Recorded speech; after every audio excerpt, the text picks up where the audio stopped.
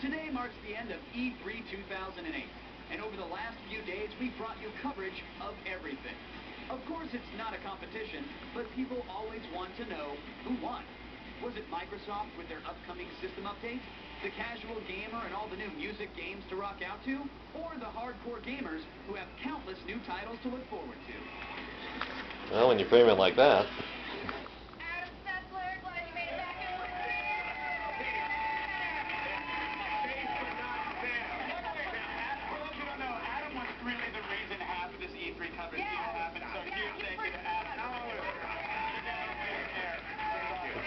So promoting it was a smart idea. Who do you think won the game? I want to know. I mean, the cheesy answer is that the gamers won, because we really did. I mean, there was something for everybody, whether you're casual, hardcore, or you just want a box in the living room where you can watch TV. But I think a company, I'm going to say Microsoft, because they had the most for all those gamers. The hardcore gamers had Gears 2 and Fallout 3, which looked amazing. There's plenty for the casual gamers between the lifts and we're in the movies, or you're in the movies, or my grandma's in the movies, and I got to set up my live camera for her. And of course, the major system update. I mean, now with Netflix integration and avatars, love them or hate them, at least they're there. So speaking of avatars, Yeah, they're gonna dominate North America. I'm kind of unhappy that Microsoft is going the avatar route, but with Netflix and everything else, doesn't their upcoming system update seem to have something for everyone, Adam? I would definitely say so. I mean, Olivia, just stop talking, please. How good Fallout 3 is. So why not just serve both needs? And then I think that's the important thing. And what I do want to reiterate, without sounding cheesy, is that the winner is the hardcore game. And that, a lot of the hardcore gamers somehow think that when things go casual, that they're somehow being abandoned in the process, and that's not the case. Everything that we had up there in that It's just stage, hype, man. is a really Yeah. solid game. Not all of them are the same quality, but those, 35 games, they're coming out in the next year. Were for the hardcore gamer as well, so it was all service to them. I mean, really, I think the biggest issue is you need to actually have a pretty good job to play as many of the good quality games that are going to be coming out. I'm going to be looking on Craigslist for one very soon.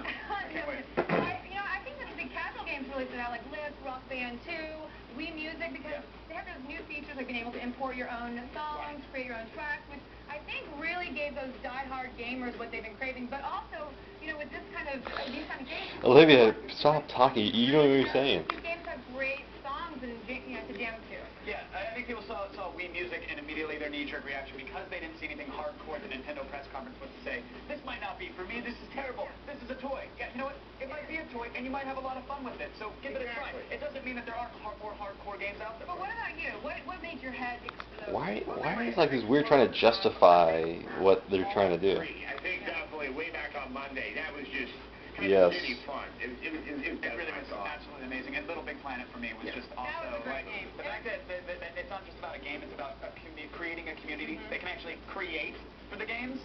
That to me is like the new trend in gaming. And I love that co-op is coming back around.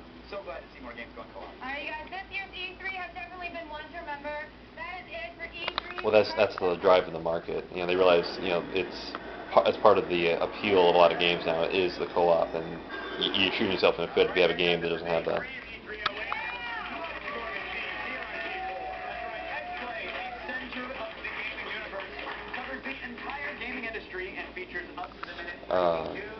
Yeah, good coverage.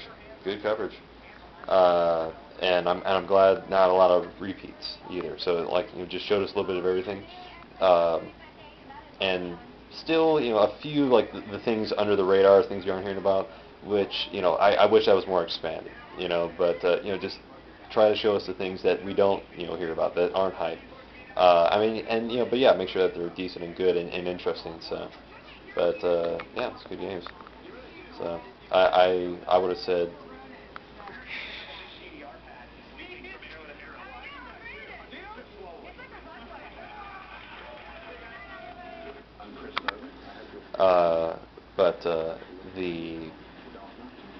It's like, to me, what I'm thinking, or what I noticed, is that it was more of a year of the specialized shooter, whereas since we were seeing a oversaturation of first-person shooters in the recent years, and also trying to accommodate that shooting aspect, so that's why more games are going for the over-the-shoulder second-person view, which in a lot of these shooters just makes a lot, it works. Makes a lot more sense, because then you are dealing with or because you have to react to the environment, and that's what those games are. Game designers are taking more into account. It's like, okay, we have to help the gamer work with their environment. So, because what are the complaints? Complaints like, well, we don't know what's attacking me from where. How do I react? How do I handle this? And that's even what you saw with Hawks, that air flight simulator game. So, I don't know. It's, to me, I would say product-wise, Sony was a winner, because for Sony it was an issue of, okay, are they going to have enough new titles? Are they going to have enough, strong, interesting people who want to buy content? Because that's what we said last year was, the console wars. Sony, their system was just basically kind of pushing the envelope as it was, and especially technology-wise. But now things are really just pulled through for them. So now it's okay, developers, and there's a whole, because the other aspect is that developers have to figure out the system, and that's been a complaint and issue. So, but I say, because the Sony press conference, they had new material to show. Everybody else, repeats, sequels.